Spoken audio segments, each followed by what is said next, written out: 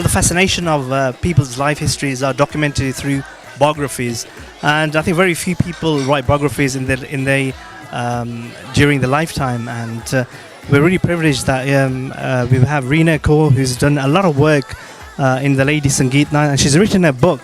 Reena, people would say that when it comes to singing and dancing, that's normally documented by videos and songs. Why have you decided to write a book?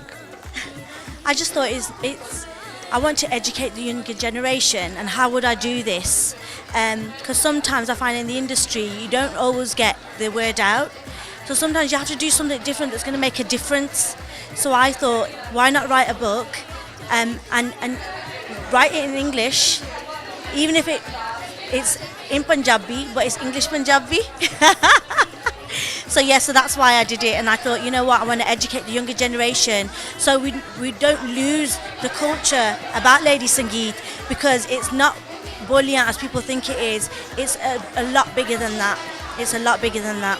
How long has it it must have taken you so many years to think of the idea and then to write a book. It takes a long time. And who's helped you out? Who's the team behind it? And To be honest, it was the Nasha Sansad, Jagdish Kumar, and he's really helped me and really kind of stuck behind me in the sense of keeping Punjabi folk alive. And I just think it's so important to keep Punjabi folk alive, because especially in England, because we're Jamme Palle from here. I'm British born, and I think, you know what, I know there's a niche for it, but is it for the right reasons? I mean, there's an education element to this. I mean, this is something you're going to be approaching schools about. On what's the interest been so far? I mean, there's a lot of media. I can't believe about the people that attended here today. So what's the approach in terms of schools? Birmingham, there's about 450 schools. If you go across the country, there's so many. Is this targeted to just Punjabis, or is it everybody? Well, funny you saying that, because I do a lot of Pakistani weddings as well, and a lot of Hindu weddings as well. And the truth of it is, India was one at one time, and we all spoke the same language. We all spoke the same language, and the songs all were the same. So even though they separated, but the language never separated, and the songs never separated, they're exactly the same.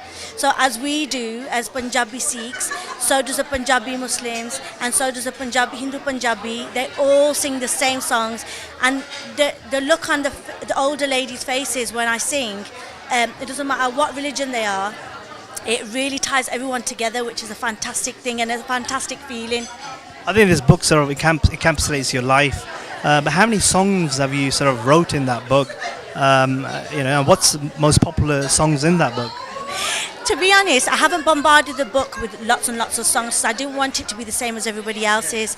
I wanted to explain the history and the culture and where it originated from, because people don't understand it. And the more I do Lady Sangeet, which is doing really well at the moment, the more I'm realising how much is phasing out. And Dominic, is this like just for ladies? I mean, is there duets? Because I'm quite new to this. Is this like, do you go to a wedding and sing in front of everybody? It's Lady Sangeet is for ladies, and with in Pakistani families they call it galiyan. Yeah, so you're probably familiar with that. So galiyan it doesn't mean that you're swearing. It just means sitniyan hundiyan. In Punjabi sitniyan si kendiyan. You say galiyan. I mean, normally when I approach artists, and they would say the family's a great singer, the father's a singer, the mother's a singer. So what got you into this? Is there a history? Is there a background from your family? Do you have a guru, ustad? Who's got you into all this? Well, my dadaji was a talkie master. His name is Tagesha, and he was a talkie master. So he's renowned for his talkie. And it was just the passion that I had watching, them as a little child, and it's that passion that I had. And you know what? I don't know why, but it just wouldn't go out of my heart. So yeah. I mean, how have you taken time out from your normal routine in terms of what you do as a full time, in terms of singing and attending weddings? How many time have you actually allocated writing this fantastic book? This is my first ever. It's taken me about 2 years to put the book together. Only reason being, it was just understanding, the Punjabi and English and translation, and you have to be correct. And I just want to say the book isn't, I wouldn't say it's 100% accurate, but it's what I understand. and what I've learnt as a child and as being in the profession as doing Lady Sangeet. I mean, with books, as I said, you write them once and that's it. But there's always time to update it anyway. Is that the thing? So once you've written the book, you'll give it to friends, get it reviewed, and edit it. So it's a lifelong thing. There's always different versions of the book. Will you be doing that? And who's reviewed the book? And anyone big in the industry has looked at the book and said, "Wow." Well, the person that I look up to, his name's Jagdish Kumar, and like I said, they're from National Sansar, and they've been going for over 30 years. And the thing of it is that I would say he is the ustad. He's my ustad, and I wish he was here because I would love for you to meet him. Jagdish, I think I know he's part of a dance group, isn't it? Yes, he is. And I've seen him. They formed the first Bhangra group. Yes. Yeah. It's great. I mean, today you're here, you're launching the book, you're singing here today, and a lot of people. What are you expecting in terms of the event here today? It's a lot of media. I want people to have a bit of passion like I have. So I want that passion to become alive. And like it says, opening the doors to tradition, and that's exactly what I want to aim for. Why we chose Birmingham? Because if I look at Bhangra Punjabi audiences right across the UK, why we chose Birmingham? Why have I chose Birmingham? Because I live in Birmingham. It's what they say, home is where the heart is. So I started here. So I thought I'll start here and just see what God wants, that's what was going to happen. Is it planned to take this book launch across places like London, Bradford, Manchester, or is it going to stay in Birmingham? You'll have to speak to my PR lady, Kuliko, for that. And in terms of, it's been absolute delight, we'll be looking at your book, and any way we can support your book in terms of Media Take One, we're willing to do that, and wish you all the best. It's important that people like yourself will get up and pioneers, and you're the first one to write this book as well.